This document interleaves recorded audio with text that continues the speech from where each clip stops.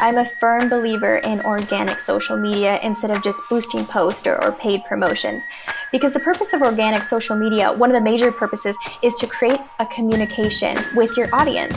And if you're just paying for ads, it doesn't really create that authentic dialogue that you need between a destination and the potential visitors. Welcome once again, everybody, to the Destination Marketing Podcast. I'm your host, Adam Stoker. Another great guest to bring to you guys today. Really excited to chat. You know, we've talked about a lot of digital tools. We recently had an episode that was all about PR. We've talked branding. We've talked about a lot of different stuff. And one thing that we've probably neglected to this point is social media. And social media is critical, especially when marketing a destination. It's an opportunity to do so much to help people understand what your destination has to offer. And so our guest today is going to help us complete the education that we've maybe neglected so far in our podcast and in our education for everyone. So really excited to bring that to you today.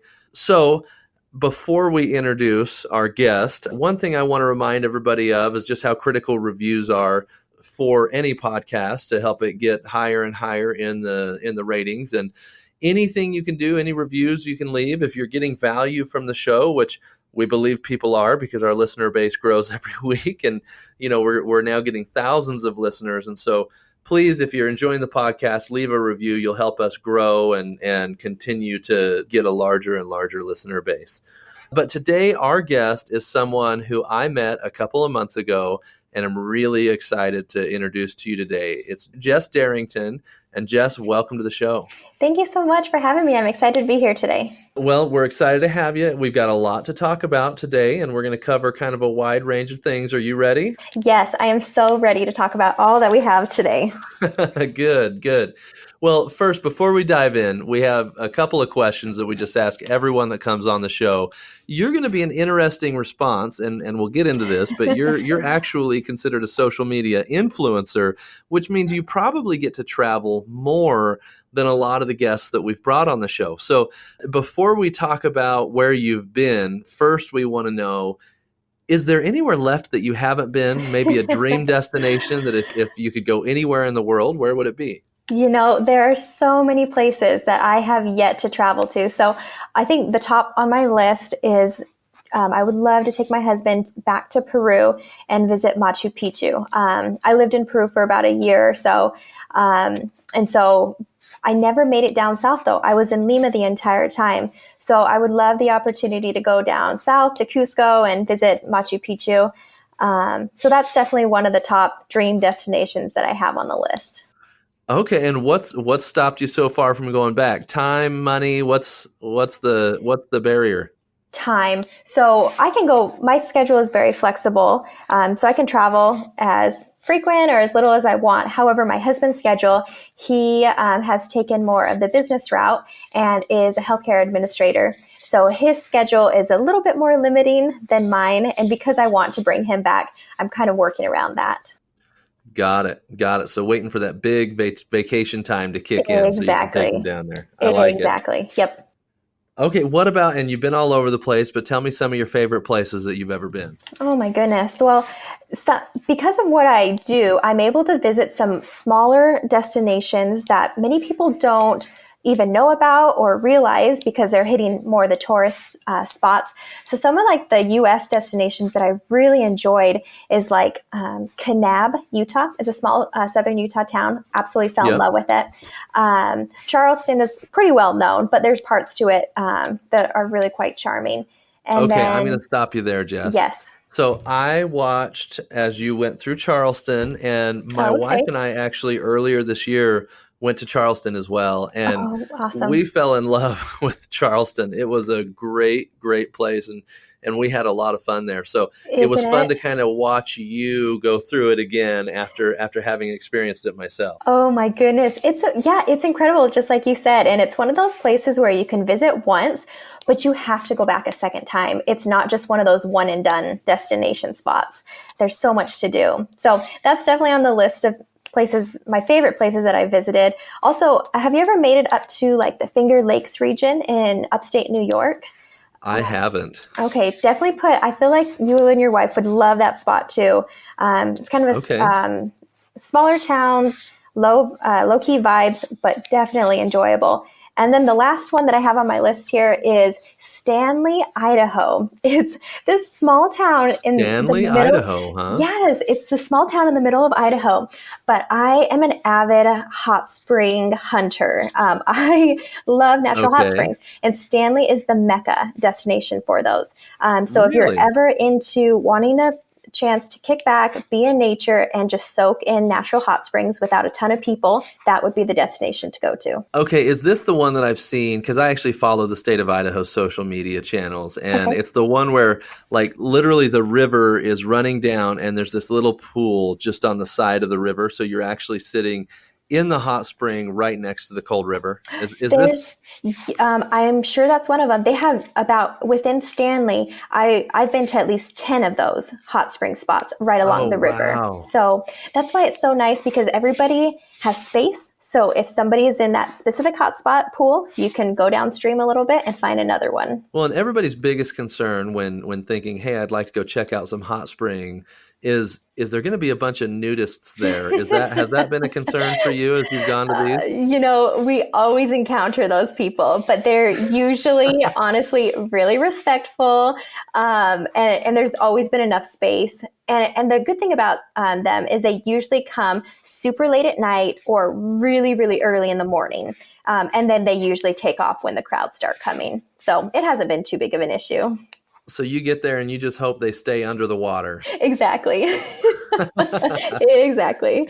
Or we just turn Great. around when they get out. Perfect. Well, that's fun, and hot springs really. I've been to Lava Hot Springs, but that's probably the only hot springs that I've been to, and that's also in Idaho. So I'll have to put Stanley on my list. Oh, yeah, for sure. Okay, I'm going to go back to Charleston. You've been to Charleston. Have you been to Savannah, Georgia? We did not go. It was only about a 2-hour drive, but we never made it down. Were you able to make it there? Jess, I'm telling you, you would love Savannah, Georgia. So we Really? did Savannah and Charleston, and we loved them both individually, right? But if we had to pick one, Savannah would definitely be our favorite. So in my opinion, Really? if you love Charleston, you will absolutely love Savannah. That is so good to know. I'm working on my travel schedule for 2020 right now, so I'm going to have to include that on my list of destinations. Oh, I will give you the best meal you've ever had in your life. Okay, so when you get to Okay. planning your trip, Okay. that's one of the things that I'll give you. I've never had a better meal than I did at Mrs. Wilkes in Okay. Savannah, downtown Savannah. They've been doing it since, I think it's over 100 years that restaurant has been in place, and it is unreal. So when you get to planning your trip, let's take like an hour, and I'm just going to go through all the different cool stuff that we did. That sounds amazing. I will definitely take you up on that offer. Great. Well, okay, we spent some good amount of time talking travel and where you've been and where you'd like to go. I'd love to hear a little bit and have our audience hear a little bit about you and your background. And then if people want to follow you also, your social media handle, especially on Instagram where I see most of your activity. Exactly. Yeah. So the way that I got to where I am now is very random. So I actually graduated from a school in Idaho as a Spanish teacher. So I got my degree and I was ready to start teaching Spanish. And I actually accepted a position in a school in Utah. But then my husband decided to go back to grad school. And we found out that by working for the University of Utah, your spouse would get half tuition. So we weighed the benefits of that. So I actually took a position at the University of Utah for the last couple of years. So my husband could get that half tuition, we could save some money, and we could spend some more time together. And during that time, my schedule was flexible, and I had a lot of time to travel. And my husband and I took our first big European trip after we were recently married, and that is when the travel bug bit us hard. And after we got home, I started looking more into travel blogging because I had seen a couple people do it, and I was so curious of how they were traveling so much, how they were traveling for free, and especially how they were making money while they were traveling. So I dived into all of that and then got started with travel blogging and travel influencing.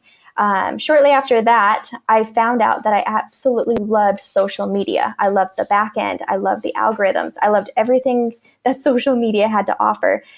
So I actually got certified online to be a social media manager.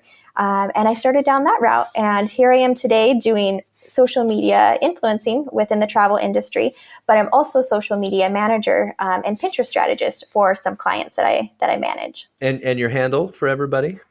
Yes, you can find me on Instagram as Part-Time Tourist. And then you can find me online as well at www.parttimetourist.com. And then on all the other social media platforms as well, Part-Time Tourists. Perfect. So if you're at your desk listening right now, go check out her Instagram handle and also Jess's website. There's some really cool stuff there. You can see some of her travels and also, some of the destinations that she's been working with over the last couple of years. I know that it was kind of fun for me to go back and look through all of that. Mm-hmm. Yes, thank you. Okay, Jess, I want to tell everybody how we met because I think it's actually really an interesting story. So first of all, we work with several destinations. And so one of the things that we try to do is find influencers that are not so expensive that you have to have a giant budget to work with them, right? Mm-hmm. And also small enough to where they're easy to work with. And we've kind of tried and we've tried and failed, and we tried to succeeded with several influencers. And we really, really enjoyed working with you on a couple of projects and having you look at a couple of our destinations. And it kind of opened the door for us to kind of start a relationship there. So then I was tasked, and I talked a little bit about this on a recent episode, that I was tasked with putting together what we called a tactical marketing track at the Utah Tourism Conference. And I was looking for an influencer that could be a good person to come in and talk about either working with influencers for destinations or several digital tools or social media tools that will make your social media content better as a destination. And, we reached out to you and said, hey, we'd love to have you come in and present on some social tools that would benefit destinations. And you came in and you presented, gave a great presentation to the point where I, at the end, walked up to you and said, okay, Jess, what's it going to take for you to manage the social media accounts for our clients, right? Mm-hmm, exactly. So luckily you had a good answer and we were able to, you actually start November 1st managing the social media accounts for our clients, right? Yes, and I'm so excited about that. Oh, as are we, and excited to kind of have our clients see the impact of your experience and managing the organic social media for our clients. So we're excited to work with you, Jess. Well, thank you. Yeah, I am very excited to take on more clients. And then also because of you have a lot of clients within the travel and tourism industry. And because that is my specialty, I'm really excited to start working with them as well. Awesome. Well, talk to us a little bit about, you gave us how you became a social media influencer. How did that go from you kind of blogging and writing about destinations to now destinations are paying you to come in and share your experiences within the destination? Mm-hmm. Yep. Just like any other influencer, you start small. You start with a passion that you have and you start writing about it. You start sharing about it on social media. And then if you're doing a good enough job, then you'll start gaining those followers and that organic reach. So once you've been able to prove yourself valuable within that industry or that niche that you're trying to exploit, that's when travel destinations really start looking at you and start hiring you to come to their travel destination, like you said, and show off what they provide there to your audience and to the people that you reach. So it doesn't happen overnight. I was going to ask you, how long did that take? Yeah, for the first year that I was doing it, I did not get paid. I was able to work with a few brands and companies, and we just traded services, but there was no talk of pay, just because it does take time to build an organic reach. Once the second year kicked in, that's when things really started moving and picking up traction. And that's when I really started to dive into this travel blogging industry and social media influencer marketing. And that's when I was able to start getting paid to actually go to destinations. Great. And so as you did that, what did you learn, or maybe what advice? I know that you've been on the other side of the table, right? You're the influencer, but what do destinations need to know as they're exploring working with a social media influencer? Exactly. Yeah. I mean, I'm kind of in a unique position because I am a social media influencer, but I also work for my clients on finding social media influences for their company or their brands. So I've been on both sides of the table. So I kind of know what to look for now. So the first thing that I always recommend to my clients, and then also to destinations that are listening, is you need to find an influencer that is relevant to your brand or to your destination. So the influencer needs to have an audience that aligns with your target market. So for example, if your target market is people based in the United States, you probably don't want to hire an influencer to come that is from Australia and has an Australia target market. It just wouldn't align and you wouldn't get the traction that you need. So that's my very first tip, is make sure your influencer that you're hiring or thinking about hiring is relevant to your destination. Okay, I have a follow-up question there. So, there's a lot of influencers out there, and there's a lot of people that buy followers, or there's people that, kind of cheat the system a little bit. Yes. And there's also people that just don't know who their followers are. They know they have a lot of them, but they're not sure. So how do we know that an influencer knows their audience, is dialed into their audience, and that it matches your target persona? Exactly. And this would be my one tip of working with influencers, is if you ask the influencer that you're potentially going to work with who their audience is, and if they can't give you an answer, I probably wouldn't hire them. The social media influencer that you hire needs to understand who is following them. And the influencer can do so in many ways. There's so many programs out there that can track your analytics of who is viewing your things, where do they live, what are their ages, what are their demographics. Even on Pinterest, you can find what are their interests as well, along with travel. So the social media influencer, if they are an effective one, they will know exactly who their audience is and who their followers really are. Are there tools out there that influencers are using to kind of profile their audience or their follower base? And there may not be, but I'm just wondering if there's anything out there that you're aware of.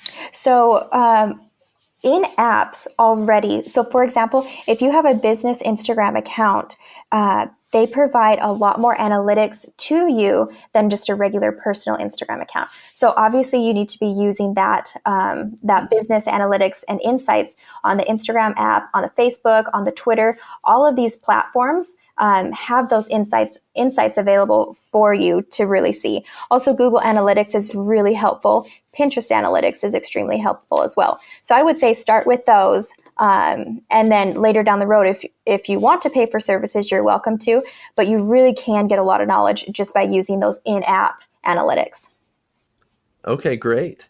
What are some of the dangers or gotchas that destinations need to watch out for when they're working with influencers? I think it's kind of the wild, wild west, right? It kind of is. It's so new, and people are just some people have embraced it and have been using it for years, influencer marketing. However, there's some people that are just barely stepping into the water because it is so new, and there's a lot to learn. So I think you kind of mentioned the top one is make sure you pick an influencer that is real. And when I say that, I mean that has not inflated their account with bots or likes, paying for likes and things like that. And so the main way that you can find out if people are doing that or not is check for their engagement rates. So for example, if you find an influencer that has maybe 30,000 followers and maybe is only getting 50 to 100 likes on each post, I would be skeptical if their engagement levels are true to what their followers are saying. Also, you can, in addition to likes, you can check if they post videos, what are their views like, and their comments as well. Are people engaging with their stuff? Are they leaving notes? Are they asking questions? That's a good way to check engagement levels as well. Okay. And is there like a specific metric out there of engagement rate that you want to watch out for, or is it really just use a gut check and look at it and say, okay, compared to their followers, are they really getting engagement, or is it just kind of, does it look like fake traffic? Yeah, there are so many websites out there that claim to provide true analytics. And the problem is, I'm sure some of them are accurate, but because there are so many, it's hard to know which one to choose. So I've always gone with my gut feeling. However, what I do suggest is the lower, it always is just a trend. So the more followers that influencers get, their engagement levels don't always match with that. So for example, in the influencer industry, there are what we call macro influencers, and there are also called micro influencers. Macro influencers are those that have above, I would say, 25 to 30,000 followers. And the micro influencers are the ones that have anywhere from 5,000 to 25,000. I always recommend to brands especially brands that don't have a large budget, to pick micro influencers because their budgets will align with them. And also those micro influencers, they have a more specific and targeted niche, and their audiences are usually more engaged. So that's what if I was a destination and I was looking for an influencer to come and help me, I would look for a micro influencer that has my target audience in mind and also has the niche that I'm looking for as well. So maybe if budget is the same, instead of working with a macro influencer, you would instead work with several micro influencers. Is that right? Exactly. Yep, that's what I would do. Awesome. Okay. Well, there's some good tips for our listeners there when working with influencers. I know that you also have been running organic social media strategy for several companies across the country. How has being an influencer helped you understand social media strategy, especially organic social? Because I'll be honest with you, for a long time, organic social, people believed that there's just no way to get an ROI on it, right? And it was kind of widely accepted that there's just no way to get an ROI on organic social. I feel like now with an influencer marketing and also with some of the more creative things that you can do with organic social, that paradigm has shifted. And I just want to know if being an influencer has helped you see it that way. Yes, 100%. I'm a firm believer in organic social media instead of just boosting posts or paid promotions. Because the purpose of organic social media, one of the major purposes, is to create a communication with your audience.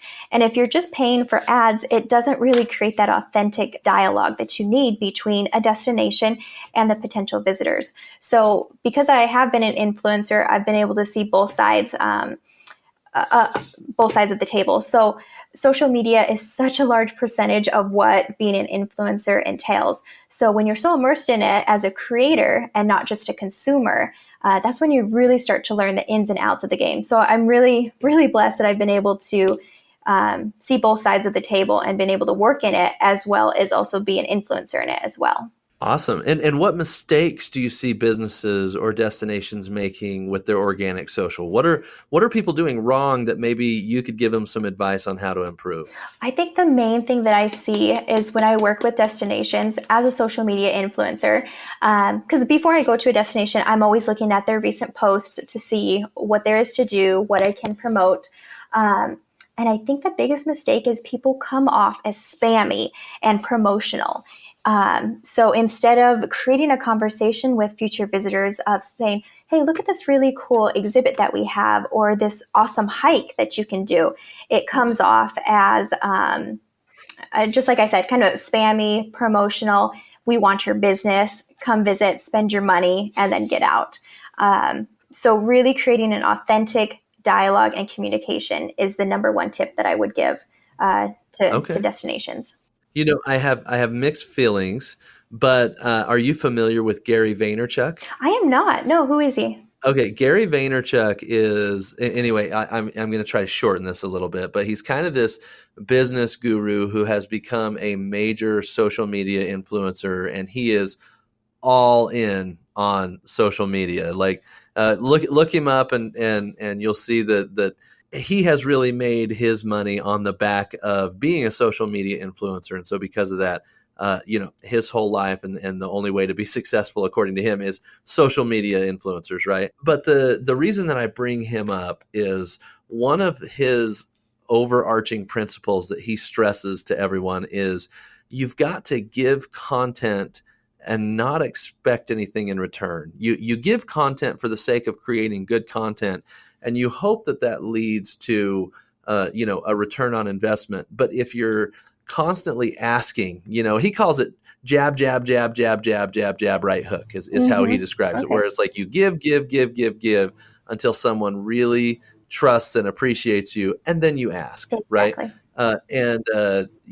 From what you're saying, the way not to sound spammy, even though I have a little bit of mixed feelings, as you can tell, on Gary Vaynerchuk's philosophies, I do think that it goes right along with, hey, give great content and don't overtly just ask for something in return every time you give that, right? Exactly. I think that's great. I am definitely going to start using that whole jab, jab, jab, right cross. Um, I think that's great. Is being able to provide your audience valuable content that will actually be useful for them instead of just asking for things in return. That really creates trust in the industry and trust with your audience as well. So I think that's awesome. Very cool. Okay. Now we went back to your presentation at Utah Tourism Conference and how much I liked and appreciated it and was excited about it. You shared some unique tools and some tools that can kind of make destinations' lives easier when managing their organic social media channels. I'd love to have you maybe share a few of those tools with us today. And then we may even post a link to your presentation in the Destination Marketers LinkedIn page. But first, I'd love to have you kind of talk about a few of those, maybe not all of them, but give us maybe your top three. Okay, that sounds great. So the tools that I'm going to highlight all deal with photography and videography, as well as how to get your content actually seen. So we all know that a big part of social media is if your content is visually appealing. People respond better to a pretty picture than a not so pretty one. So for destinations who may not be professional photographers or videographers, they may run into the problem of thinking, how can I provide great content to my audience without being a professional, without having that background in that? So here are some apps that I personally use because I don't come from a background of photography or videography. These are things that I had to pick up along the way. And here are some apps that I would recommend using in order to be able to visually show off your destination without breaking the bank by hiring photographers each week to come and take pictures. Great. So the first one is obviously the InPhone camera app. If you have one of the newer smartphones, it is amazing what they can do. I am so impressed with the features and the functions. However, most people don't know there are a lot of built-in, hidden, kind of somewhat secret things about the InPhone camera apps. So there are programs out there and there are YouTube tutorials that teach you how to use the camera on your actual phone instead of just pulling it out and clicking snap and taking the picture. There are a lot of settings that you can adjust to make it a visually appealing photo. So that would be the first one that I would recommend mastering. The next one is when you get a little more advanced, I would look at the camera. It's called Camera Plus 2. It's an app that you can purchase in the App Store. I actually think it's free still. And it's a manual camera app. So it just gives you a little bit more control over the settings when you take a photo.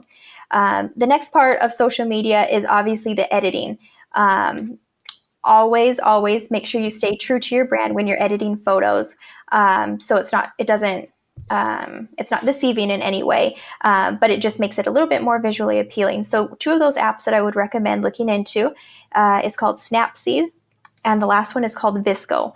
Both of them, you're able to edit your photos. If it's really dark, you can fix the lighting. If the colors aren't popping as well, you can kind of bring out the colors a little bit more. So those would be the two apps that I would recommend when fixing photos. Um, and Can I stop you right there real quick? of course. Okay. Okay. So one of the things that you did at the conference is you talked about the importance of sizing of photos, especially if you're using Instagram. And since you're talking about editing photos, I thought maybe we would throw that in. What is the size that everybody needs to make sure they're selecting so that the image is the best suited for Instagram? So for Instagram, landscape pictures, if they're horizontal, they don't perform as well as the vertical ones. The vertical ones at a 4:5 aspect ratio perform the best because they take up most of the space on the screen. Making basically, you want your users to stop the scroll, right? So stop their thumb on your image and actually look at it. And if your image is taking up more of the screen, users are more likely to do that. So make sure it's at a vertical perspective and at that 4:5 image ratio. Perfect. Thank you. Of course, yeah. So moving on from photo tips, video tools. So I am in no means a professional videographer. However, you don't need those long, well-done videos to create engaging content for your audience if they're traveling to your destination. There are a lot of video settings right in the Instagram app, including boomerang, super zoom, focus, even on the in-phone camera app. You can use slow-mo or you can use time-lapse.